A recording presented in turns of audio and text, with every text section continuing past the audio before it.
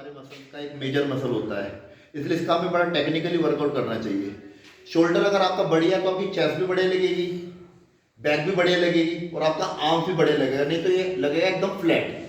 तो शोल्डर का वर्कआउट कैसे करना है बताता हूँ। शोल्डर में एक मेजर मसल होता है मिडिल डेल्ट। मिडिल डेल्ट जो होता है ये फ्रंट डेल्ट से भी कनेक्ट होता है और ये रियर डेल्ट से भी कनेक्ट होता है और इसका एक अपना स्पेस भी होता है, तो इसलिए ये एक मेजर पार्ट होता है। तो इसलिए और हम मिडिल डेल्ट का जो वर्कआउट करते हैं, मिडिल डेल्ट का जो वर्कआउट करते हैं हम काफी टाइम से एक ही सेट करते थे इस तरह का, भाई यही सेट करते आ रहे हैं। इसके अंदर मिडिल डेल्ट में कम से कम 20 से 22 एक्सरसाइज होती है, इसको हमें हर महीने चेंज करना चाहिए, तो वेरिएशन देना चाहिए, पर हम हमेशा यही करते आ रहे हैं। मैं आपको बताता हूँ कि इसको चेंज कैसे करना और कौन कौन सी कैसे कैसे एक्सरसाइज होती है। जैसा मैंने आपको ग्रेविटेशन फोर्स के बारे में बताया था, अगर हम कोई भी स्टैंडिंग एक्सरसाइज अगर सीधे खड़े हुए करेंगे तो ग्रेविटेशन फोर्स नीचे से आएगा और हमारा जो वर्कआउट है वो उसमें चिटिंग आएगी, जिसका हमें पता ही नहीं चलेगा। तो जो भी हमारा स्टैंडिंग के वर्कआउट है, चाहे वो बाइसेप्स कर रहे हैं चाहे शोल्डर करें, कोई भी, वो हम नीज बैंड करके करेंगे। चाहे आप बारबल कर रहे हो चाहे बाइसेप कर रहे हो, जैसे ही आप नीज बैंड करोगे तो ग्रेविटेशन फोर्स आना आपका बंद हो जाएगा और आपका सेट एकदम क्लियर होगा। और अगर आप चाहते हो कि मैं एकदम ही क्लियर करूं और ग्रेविटेशन फोर्स बिल्कुल खत्म हो जाए, तो हम करेंगे सीटेड, जिसमें पैर रहेंगे आपके सीधे, ऐसे नहीं, बिल्कुल ऐसे, बिल्कुल सीधे रहेंगे, से ग्रेविटेशन बिल्कुल खत्म हो जाएगा आपका। और फिर आप चाहे आर्म्स करो चाहे शोल्डर करो चाहे डंबल ओवरहेड ग्रिप कुछ भी सेट करो, वो एकदम क्लियर होगा आपका।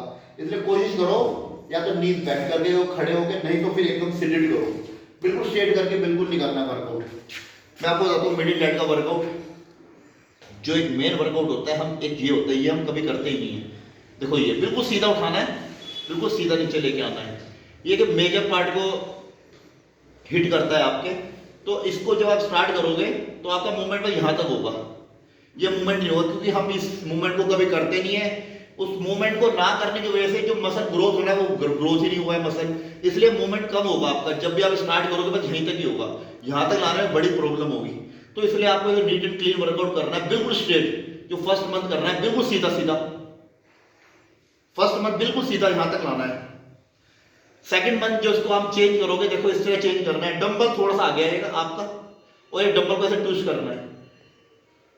डंबल को ट्विस्ट करते हुए ये ध्यान रखना है कि डंबल आपका आगे ना आए। अगर ये डंबल आपका आगे आ रहा है तो इससे क्या हो रहा है कि जो आपका फ्रंट डेल्ट है वो यूज हो रहा है और मिडिल डेल्ट आपका कम यूज हो रहा है और मिडिल डेल्ट बिल्कुल टारगेट नहीं हो रहा है। तो इसलिए जब भी हम इसको डंबल ट्विस्ट करेंगे, डंबल यहीं दूर ही रहेगा, ठीक मिडिल डेल्ट के सामने। ये आपका सेकंड मंथ का वेरिएशन हो गया।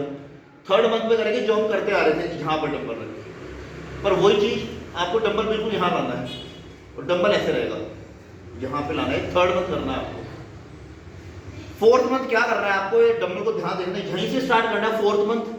और डंबल की पोजीशन इस तरह रहेगी, थोड़ी सी पहले थी इस तरह, अब फोर्थ मंथ रहेगी आपकी इस तरह, और फिफ्थ मंथ थोड़ा इधर लाके डंबल को फिर ऐसे करेंगे और सिक्स्थ मंथ बिल्कुल सीधा सीधा लाके और हल्का सा पीछे जाएगा। ये मिडिल डेल्ट को चारों तरफ से कनेक्ट करेगा ये मसल।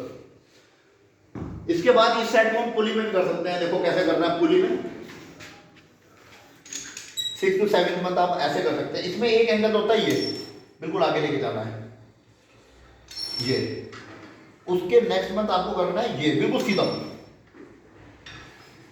देखो ऐसे। और उसके बाद इसको ऐसे करना है चेंज, देखो ऐसे। इसी सेट को हम न्यूट्रल भी कर सकते हैं, मतलब करना चाहिए। चलो आपको केबल पकड़नी है और वही सेम एंगल पहले आगे, उसके अगले मंथ बिल्कुल सीधा और उसके अगले मंथ बिल्कुल बैक साइड से। इसमें एक ये सेट होता है मेन मिडिल डेल्ट का, इसे बोलते हैं हाफ अपर राइट। हम करते हैं फुल अपर राइट, आपने सुना होगा फुल अपर राइट करते हैं हम, फुल ऊपर ऊपर तक लाना है।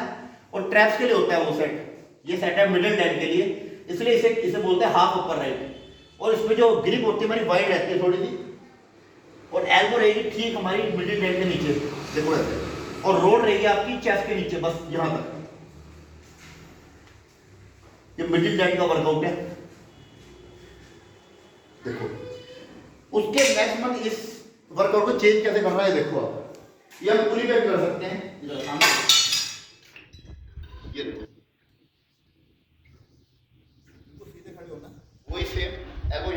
और चेस्ट से नीचे। ये कुल मिला के कम से कम 14-15 एक्सरसाइज होगी आपकी। तो इस सेट को करेंगे और मिडिल डेल्ट चाहे फ्रंट डेल्ट हो चाहे रियर डेल्ट हो, इसके हमें दो सेट करने हैं क्योंकि ये एकदम ब्यूटी लाता है हमारी बॉडी के अंदर। तो मिडिल डेल्ट में जो मैंने आपको 14-15 एक्सरसाइज बताई है, इसमें कोई भी 2 एक्सरसाइज करो और नेक्स्ट मंथ फिर कोई एक्स्ट्रा दूसरी कोई 2 एक्सरसाइज करो, उसके थर्ड मंथ फिर कोई दूसरी एक्सरसाइज करो।